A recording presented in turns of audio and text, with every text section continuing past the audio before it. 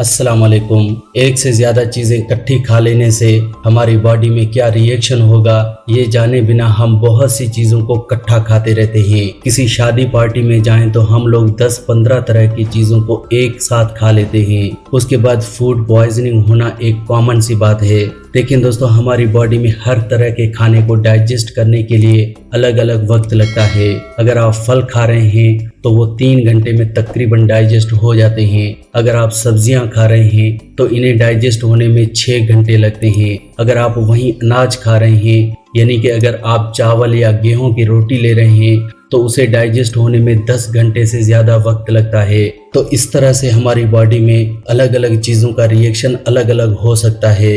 तो ऐसे में आपको ये चीज़ समझ लेनी चाहिए कि आपको कौन सी चीज़ के साथ कौन सी चीज़ खानी है और किसके साथ क्या नहीं खाना। देखिए बहुत बड़ी बड़ी बीमारियां हैं जैसे कि चेहरे पर या पूरे जिस्म पर सफ़ेद दाग होना। ये ऐसी बड़ी प्रॉब्लम है जिसको आप ठीक ही नहीं कर सकते और ऐसी प्रॉब्लम भी आपके गलत खान पान की वजह से होती है। ये प्रॉब्लम होती है आपके 2 चीज़ों को इकट्ठा खा लेने की वजह से।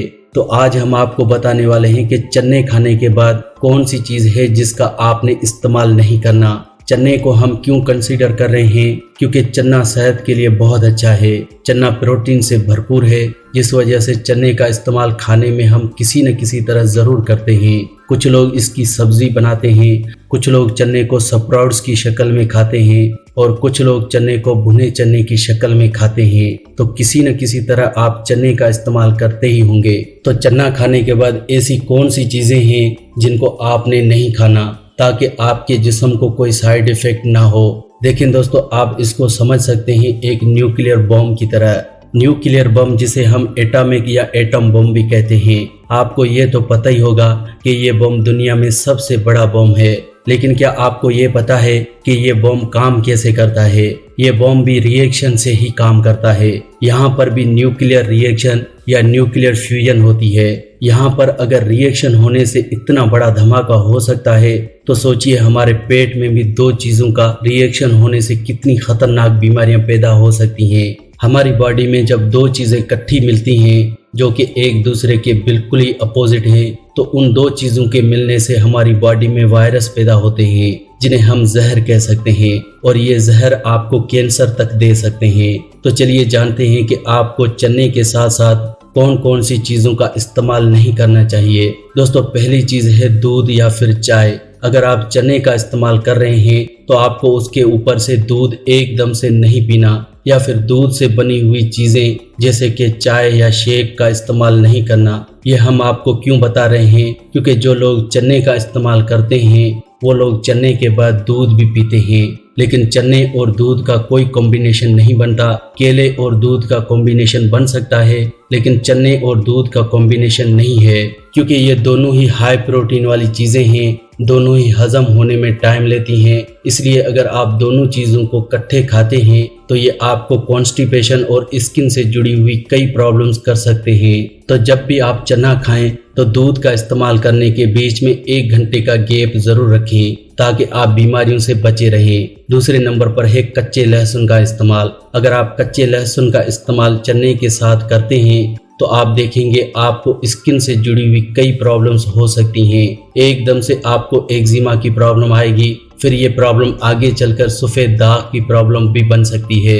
तो हमेशा याद रखें चने खाने के बाद कभी भी कच्चा लहसुन न खाएं क्योंकि कई लोग कच्चे लहसुन का इस्तेमाल सुबह खाली पेट करते हैं क्योंकि कच्चा लहसुन हमें कैंसर से बचा कर रखता है। साथ ही साथ ये हमारी बॉडी में कोलेस्ट्रॉल लेवल को कम करता है, ब्लड प्रेशर को मेंटेन रखता है।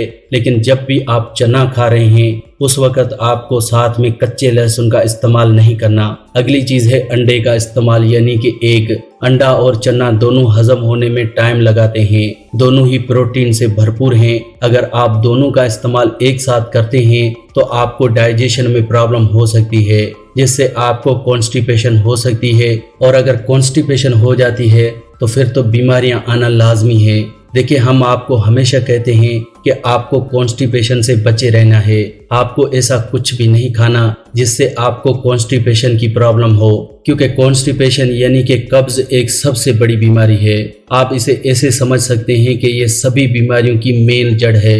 अगर आपको कॉन्स्टिपेशन हो गई तो इसमें होगा क्या, खाना आपके पेट में पड़ा रहेगा तो सड़ता रहेगा। अब ये सड़ा हुआ खाना आपके जिस्म में एसिडिटी पैदा करेगा, जिससे आपको बहुत सी बीमारियां हो सकती हैं, जिसमें गैस बन सकती है और गैस बनने से आपके जिस्म में दर्द होगा। अगर आपकी बॉडी में कहीं भी दर्द हो तो समझिए आपको गैस की प्रॉब्लम है, और गैस की प्रॉब्लम का मतलब है आपको कब्ज है।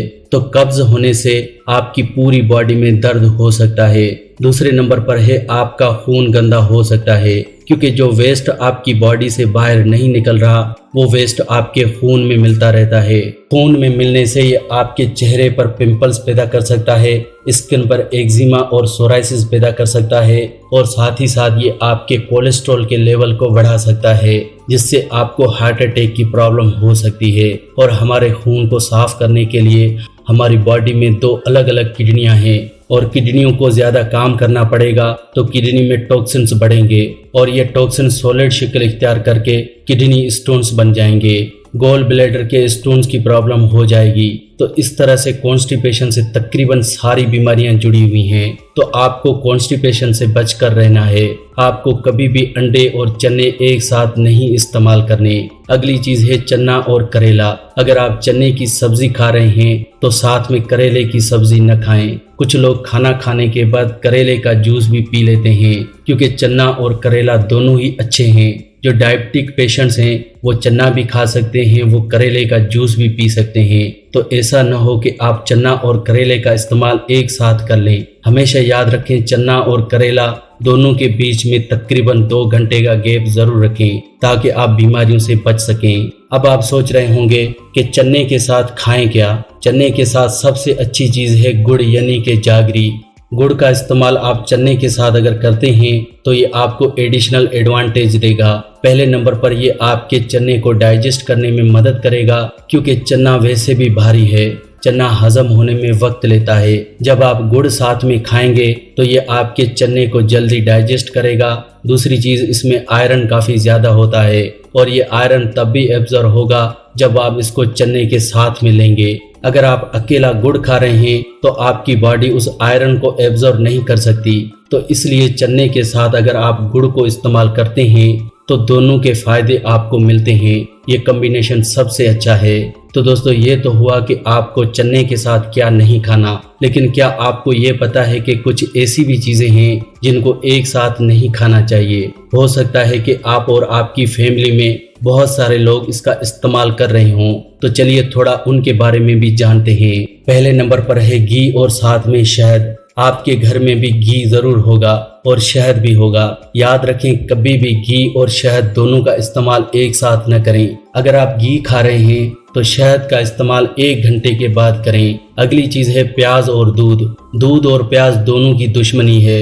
दोनों को एक साथ अगर कभी भी आपने खाया तो आप देखेंगे आपको स्किन से जुड़ी हुई कई प्रॉब्लम्स आएंगी, जैसे कि सफ़ेद दाग की प्रॉब्लम। देखें, सब्जी तो हम रोज खाते हैं और उसमें प्याज भी होता है, लेकिन वो प्याज पक जाता है, जल जाता है। लेकिन कभी कभार हम कोई ऐसी सब्जी खाते हैं जिसमें प्याज कच्चा होता है, या वैसे भी सब्जी के साथ हम कच्चा प्याज खा लेते हैं। तो जब भी आप कच्चा प्याज खाएं तो कच्चा प्याज खाने के तकरीबन 1 घंटे बाद ही आप दूध पिएं। अगर आप साथ में ही दूध पी लेंगे तो कच्चे प्याज और दूध का कॉम्बिनेशन आपको बहुत नुकसान पहुंचाने वाला है। अगली चीज है दूध और साथ में किसी भी तरह के सिट्रिक फ्रूट का इस्तेमाल, यानी कि नींबू, संतरा, मौसमी, इनमें से किसी भी चीज का इस्तेमाल आपको दूध के साथ नहीं करना। कुछ लोग क्या करते हैं, फल खाते हैं और ऊपर से दूध पीते हैं।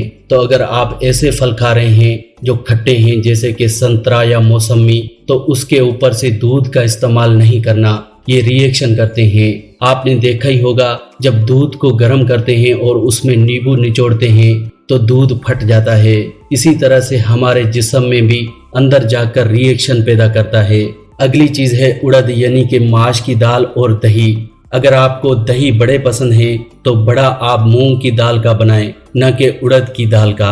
अगर आप उड़द की दाल का बड़ा बना रहे हैं तो दही के साथ न खाएं, इसे सिर्फ चटनी के साथ खाएं। इस चीज का खास ध्यान रखें कि उड़द की दाल का बड़ा और साथ में दही का इस्तेमाल कभी भी नहीं करना चाहिए, क्योंकि इस चीज की मनाही है। तो आप ध्यान रखें कि आप उड़द की दाल और दही का इस्तेमाल इकट्ठे न करें, क्योंकि अगर आप ऐसा करते हैं तो आपको हाई ब्लड प्रेशर की प्रॉब्लम हो सकती है और साथ ही साथ आपको दिल से जुड़ी हुई बीमारियां हो सकती हैं, हार्ट अटैक तक भी हो सकता है। तो ये हैं कुछ चीज़ें जिनका इस्तेमाल आपको एक साथ कभी भी नहीं करना चाहिए। तो आप हमेशा याद रखें, एक ही वक्त में एक ही चीज़ खाएं। दूसरी चीज़ का इस्तेमाल करने के लिए तकरीबन 1 घंटे का गैप रखें ताकि आप बीमारियों से बचे रहें। तो दोस्तों आज की वीडियो में बस इतना ही। अगर आपको इस वीडियो से कोई फ़ायदा पहुंचा हो तो प्लीज़ इसे लाइक करें और ऐसी ही वीडियोस देखने के लिए आप मेरे इस चैनल फैक्टिक लाइफ को ज़रूर सब्सक्राइब करें।